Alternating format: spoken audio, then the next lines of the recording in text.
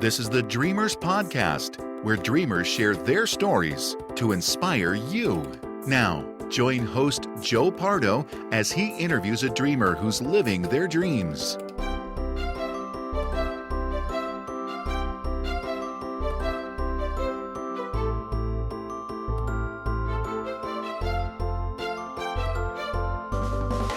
Welcome to the Dreamers Podcast. I'm your host, Joe Pardo, and today I am interviewing Dave Sr., who is living his dream with a career in design and illustration.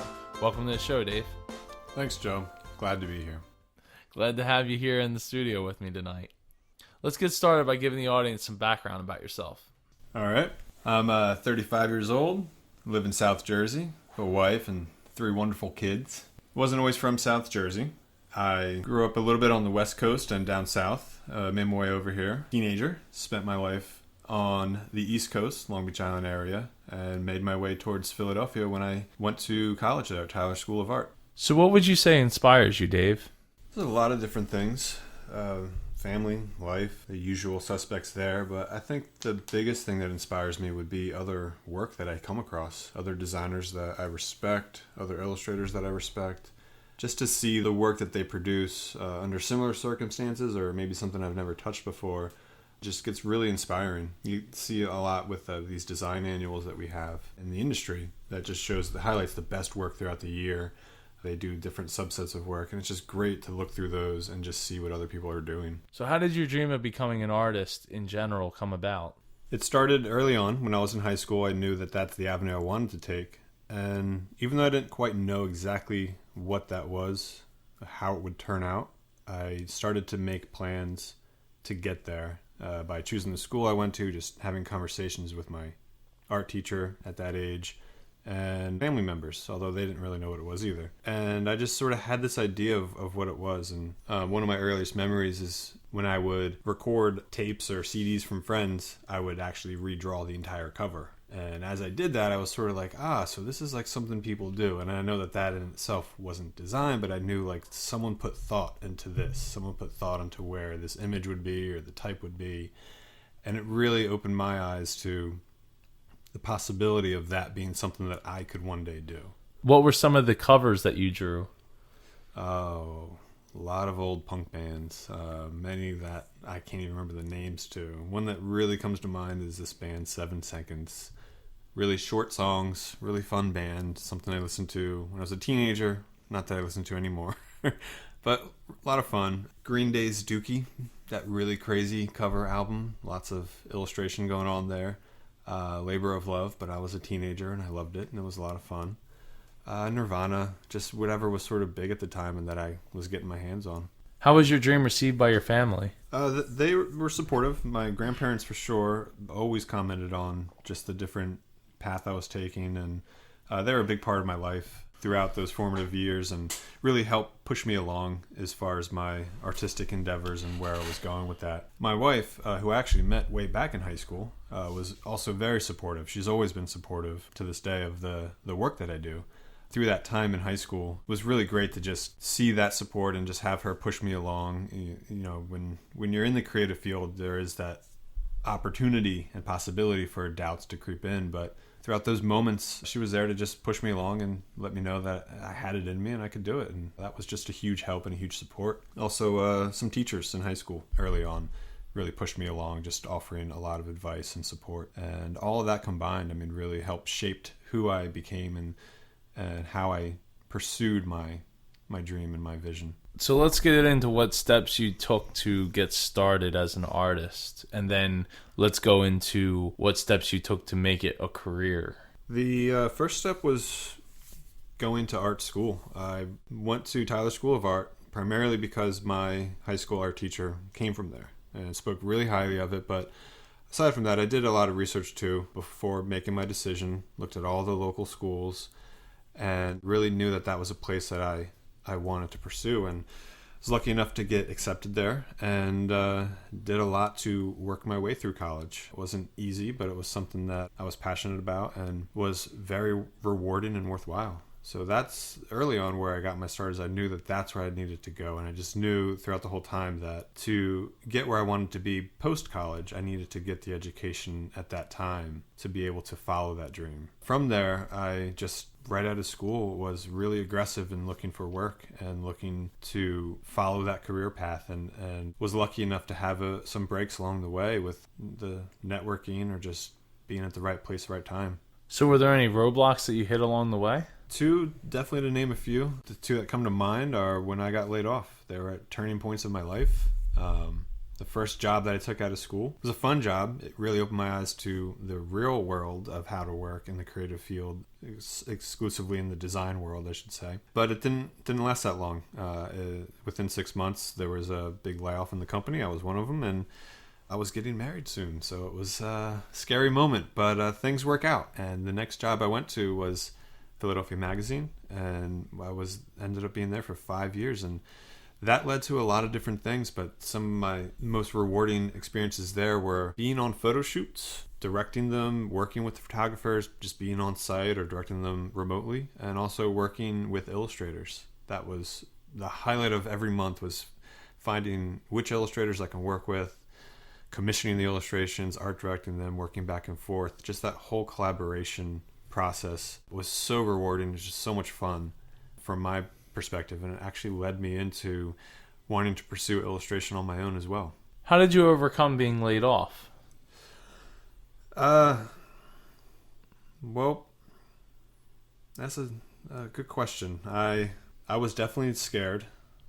Did it the wrong way the first time. I did mention I was laid off twice, but the first time I got laid off, I didn't tell anyone, and I don't recommend that. We were getting married, like I said, and my wife and I thought the best idea would be to keep it a secret, and that was nerve-wracking. But for me, it worked out, because my next job came pretty quick and was a much better job, and it worked out. But still, I was like, that learning experience for sure. Never do that again. So another roadblock hit was after a number of years at the magazine industry took a hit, and there was a lot of layoffs there as well, and I got laid off there. And that was just after we had our first child. So again, it was a turning point in our life. My wife had just resigned, and now we were facing zero income. So it was, again, a scary moment, but one that I knew I can get through. And I immediately contacted my network. That's one of the biggest things I've been able to overcome the fear of, is using a network of people. I always felt I had to do it alone. I always felt like that was sort of an incorrect way to go about it, but it's exactly the opposite. Your network of friends and people that you know, business partners, is just, it's amazing. It's what helps everything work out.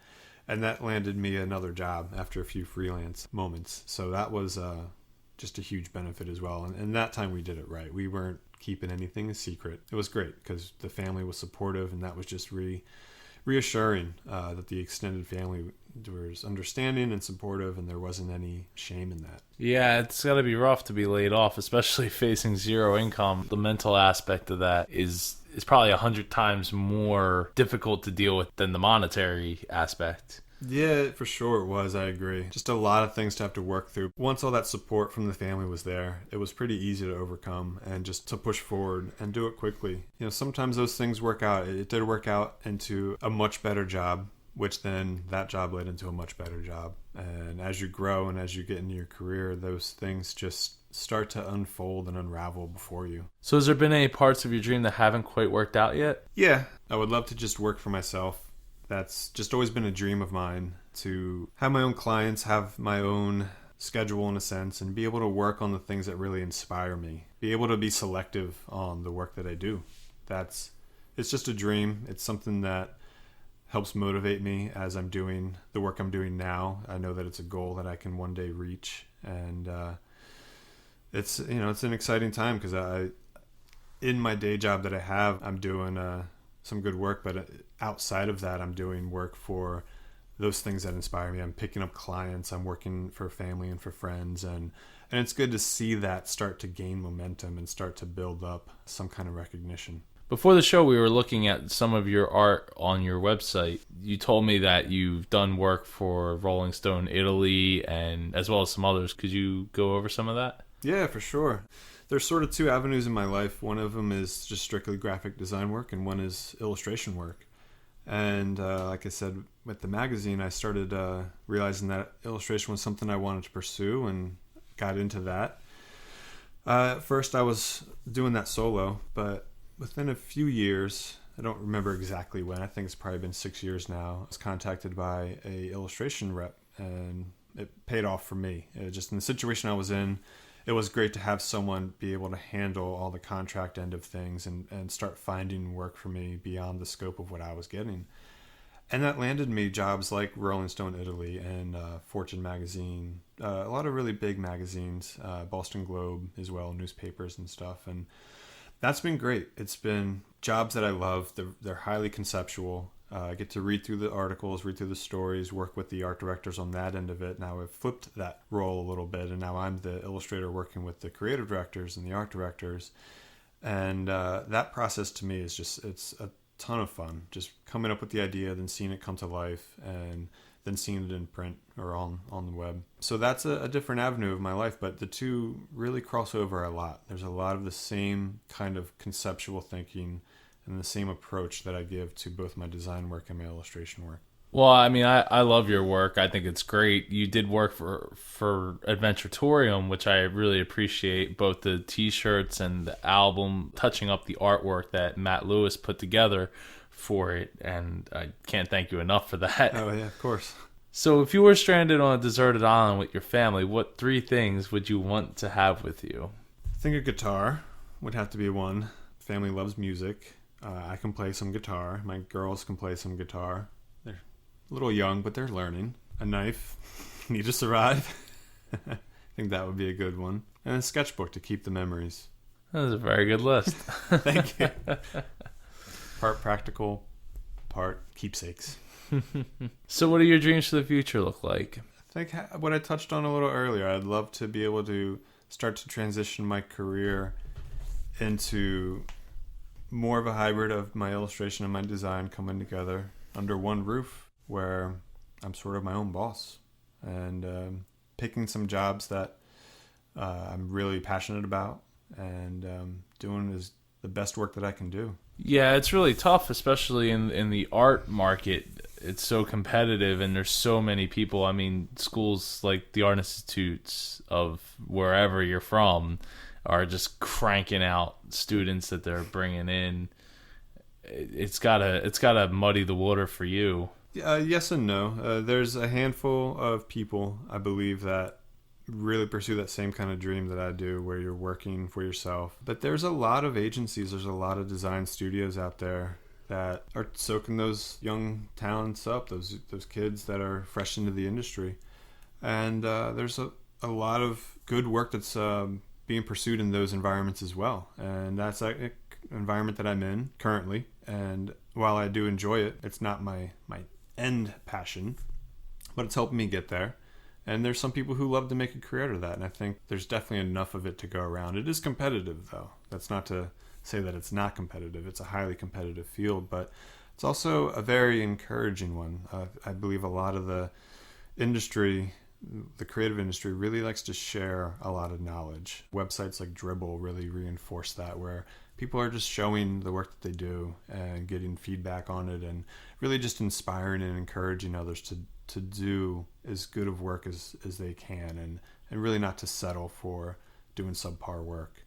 And that's, I think, what's great about the creative field, is there's just a lot of camaraderie there. Well, do you have any last thoughts to share? So yeah, my last thoughts would be some advice to not be afraid of following that dream, to not be fearful and let that dictate where you go. I learned early on about myself. I should say I learned later on that early on about myself, I was very fearful, and I was afraid of making mistakes or afraid of doing something wrong. And in the creative field, that's going to limit you. And so if you're someone that's pursuing that, or anything, I would say that this would hold true for is don't let that fear stop you from what you're doing, and know that it's totally fine to make mistakes. If you fall flat on your face, it's completely fine. You just get back up and you do it again. And there's no harm that's going to come of that. Once I sort of learned that through experience and learning it really the hard way, but I feel like I've started to gain a lot more momentum a lot quicker because it's been helpful to just know that this process is enjoyable, and that's how I view it. It's just something I enjoy to do, and it makes it that much more fun. So before we go, is there any websites or Facebook pages, Twitter handles you'd like to share? Yeah, certainly. My work can be seen at davidesenior.com. I also have an illustration-specific website at davidseniorilustration.com. And then my Twitter, which I don't use a whole lot, but I'm there, is David Senior. So twitter.com/David Senior. And I'm on Facebook too, somewhere. It's under David Senior Illustration. If you just do a search for it on Facebook, it'll come up. Well, we'll put those in the show notes. Oh, great. Thanks. Well, thank you so much for coming on the show, David. I really appreciate it. Oh, it's been great. Thanks for having me. Hopefully I can have you again in 6 months to a year, and we'll follow up on how everything's going on. Take care. You too. Thank you for joining us for this episode of the Dreamers Podcast. Follow us on Twitter at Dreamers Podcast. Join us on Facebook at facebook.com/Dreamers Podcast. If you or someone you know would like to be a guest on the Dreamers Podcast, please send an email to j@jpar.co. This podcast is copyright 2014 by jpar.co.